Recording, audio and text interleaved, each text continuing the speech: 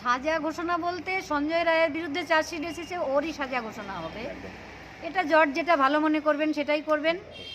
এটাতে আমাদের আশারও কিছু নেই, নিরাশারও কিছু নেই। তদন্ত আমরা মনে করছি এগোচ্ছে এবং মানে সিবিআই তো এখনও আর কারো বিরুদ্ধে চার্জশিট আনেনি, আরও চার্জশিট আনবে। আসল অপরাধীরা ধরা পড়বে, তদন্ত হবে, বিচার প্রক্রিয়াও শেষ হয়ে যাবে না, তদন্তও চলবে, বিচারও চলবে। না ব্যক্তিগতভাবে কিছু মনে করছেন যে এই সাজা হলে একদম দৃষ্টান্তমূলক একটা ইয়ে হতো? না, সেটা জজ যেটা ভালো মনে করবেন সেটাই করবেন। আমরা মনে করার কি এখানে? আমরা এখন কিছুই মনে করার মানে আমরা সব কিছুই হারিয়েছি, কিছুই আর পাওয়ার নেই আমাদের। যদি সঠিক তদন্ত হয়ে বিচারটা সঠিক হয়, আমার মেয়ের আত্মাটা হয়তো একটু শান্তি পাবে। আচ্ছা, আর সেটি হচ্ছে যে আপনারা কালকেও শুনছিলাম যে বেশ কয়েকজন জড়িত আছে, শুধু সঞ্জয় রায়, আপনি এখনও যেটা বললেন, তো তাদের কি আদৌ গ্রেপ্তার করা সম্ভব হবে? মানে অবশ্যই হবে। সরকারের যে সদিচ্ছা বা সরকারের সদিচ্ছা আর কোর্ট বলবে। আমরা কোর্টের কাছে রেখেছি আমাদের কোশ্চেন, সুপ্রিম কোর্টে রেখেছি, হাইকোর্টে রেখেছি এবং শিয়ালদা কোর্টেও রেখেছি। কোর্টই বলবে। टाला थाना उसी को लेकर क्या कहना है आपको? টালা থানার ওসি যেটুকু দোষী তার থেকে বেশি দোষী বিনীত গোয়েল এবং এসিপি কি মুরারিধরন এবং সোপিয়া মল্লিক। আমরা সকালে 12টা 15 নাগাদ যখন হসপিটালে ঢুকেছি তখন ওনাদের প্রেজেন্সি ছিল ভেতরে এবং তখন অনেক লোক ছিল। তারা কি করছিল ভেতরে? ওনাদের প্রেজেন্সিতে একটা দুর্ঘটনাস্থলে কেন এত জনবহুল হয়ে গেল, ওনাদের সেটা দেখার দায়িত্ব ছিল এবং করিডোর করা প্রয়োজন ছিল ওনাদের, ওনারা সেগুলো করেননি। ওনারা কেন কর্তব্যের গাফিলতিতে গ্রেপ্তার হলেন না? এবং এটাও শোনা যাচ্ছে যে বেশ কয়েকজন ডাক্তারও ওখানে জড়িত ছিল এবং বেশ কয়েকজন নামও সামনে এসেছে। 4 জন ডাক্তার আমার মেয়ের সঙ্গে যারা ছিল হ্যাঁ। তাদের তো জিজ্ঞাসাবাদও ঠিকঠাক করা হয়নি। হয়নি। তারা হেফাজতে না নিলে কি সত্যি কথা বলবে? আজকে এখানে যদি কোনো একটা অপরাধ ঘটে, আগে তো এখানে যারা ছিল তাদেরই জিজ্ঞাসাবাদ করা হবে ধরে নিয়ে, সেটাই তো করা হয়নি। এবং তার মধ্যে একজন মহিলা ডাক্তার ছিল যে একদম আপনার মেয়ের একদম খুব ক্লোজ একটা ফ্রেন্ড ছিল, তো তাকে তারা আসলে আমরা তো কোথায়? বলেছি ওর নাম, ও 2 মাস ধরে এখানে ছিলও না, বাইরেও চলে গেছিল। মানে দেশের বাইরে? দেশের বাইরে মানে ওর বাড়িতে চলে গেছিল। হ্যাঁ। তারপরে আবার এখন এসেছে এবং সিবিআই ওকে জিজ্ঞাসা করেছে, কি জিজ্ঞাসা করেছে আমি জানি না, তবে আমরা ওকে প্রথম থেকেই অভিযুক্ত মনে করি। আচ্ছা, सीबीआई के ऊपर भरोसा है आपको? আমাদের কোর্টের উপরে ভরসা আছে। কোর্টে আমরা সব কোশ্চেন রেখেছি, কোর্ট আমাদের ব্যবস্থা নেবে। না আজকের যদি কোনো একটা রায় তো দেবে, কিন্তু রায়ের পরে আপনাদের পরবর্তী পদক্ষেপ কী হবে?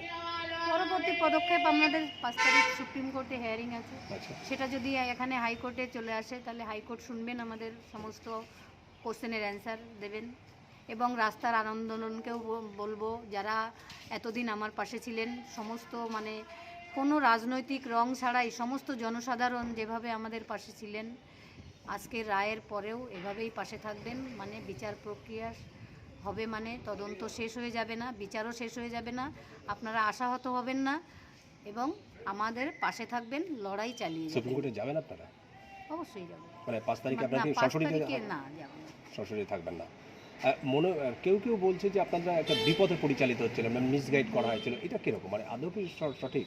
না, সে আমাদের রাজনৈতিক কেউ হোক, মিসগাইড করছে না, আমরা সবার সঙ্গে আছি। যেহেতু আমার মেয়ে যেদিন মৃত্যু হয়েছে সেদিনই মানে আমার মেয়ে সারা পৃথিবীর ঘরের মেয়ে হয়ে গেছে। আমি মনে করছি আমার পরিবারটা এখন অনেক বড় হয়ে গেছে, তাই যারা আমাদের মেয়েটাকে ঘরের মেয়ে মনে করেছিলেন তারা কেউ আমাকে বিপথে চালিত করবেন না এবং আমিও কারো মানে ইয়েতে বিভ্রান্ত হব না, কারণ আমি যা হারিয়েছি, হারানোর আর কিছুই আমার নেই।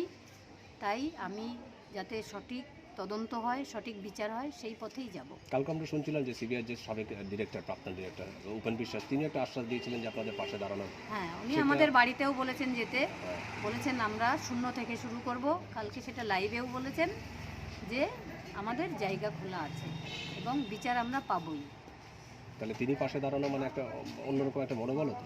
হ্যাঁ, উনি আমাদের পাশে প্রথম থেকেই ছিলেন, আমাদের আগেও বলেছিলেন, বাড়ির ঠিকানা দিয়েছিলেন যোগাযোগ করতে, আমরা সময় হয়ে ওঠেনি এবং কালকেও বলেছেন বাড়িতে যেতে এবং সবসময় পাশে আছেন এবং উনি আশ্বাসও দিয়েছেন আমরা শূন্য থেকে শুরু করব, বিচার আমরা পাবো। এখনো পর্যন্ত যা হয়েছে কোথাও তো আপনার বারবার করে বলছেন যে রাজ্য সরকার দায়ী, এখনো পর্যন্ত আপনার গতকালের স্ট্যান্ড তাই ছিল।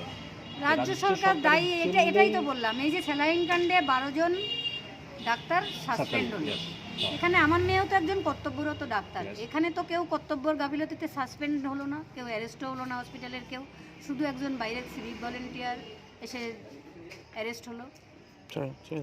ভেতরের কেউ জড়িত না থাকলে তো বাইরের কেউ এসে এটা ঘটানো সম্ভব নয়, সেটা তো সিএফএসএল রিপোর্টই বলেছে। তার মানে একটা অদৃশ্য হাত যারা এই ঘটনাটা ঘটিয়েছে, একটা হসপিটালের মধ্যে এসে একটা ডাক্তারকে ধর্ষণ এবং খুন করে যাব, এটা তো অনেক পাওয়ার দরকার।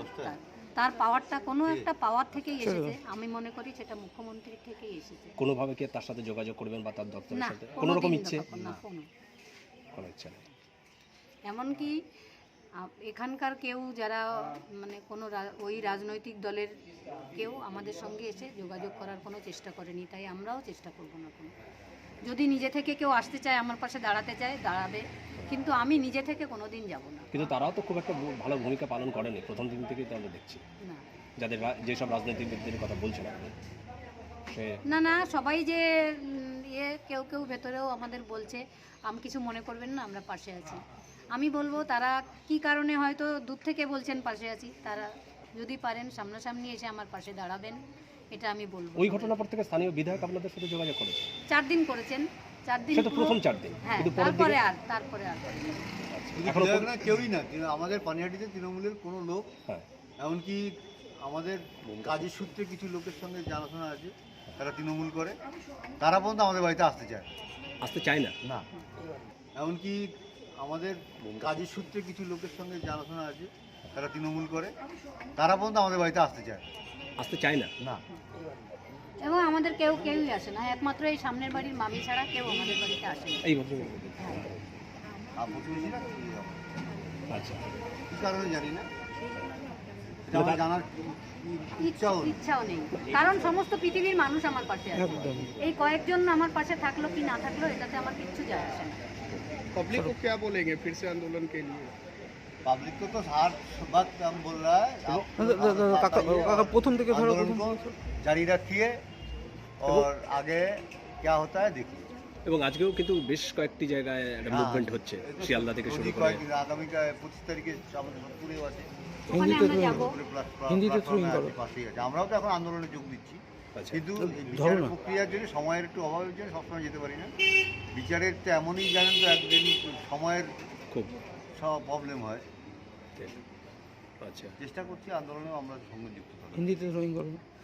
নমস্কার। এখন কাকাও একটু দু লাইন একটু হিন্দিতে কাকাও, আমাকে একটু প্লিজ, আমি তো পাইনি একটু। হ্যাঁ হ্যাঁ, সিঙ্গেল তুমি থোড়া রাজা প্লিজ, রাজু ভাই যাও যাও, তুমি কল করো আজকের রায়ের ব্যাপারে। আজ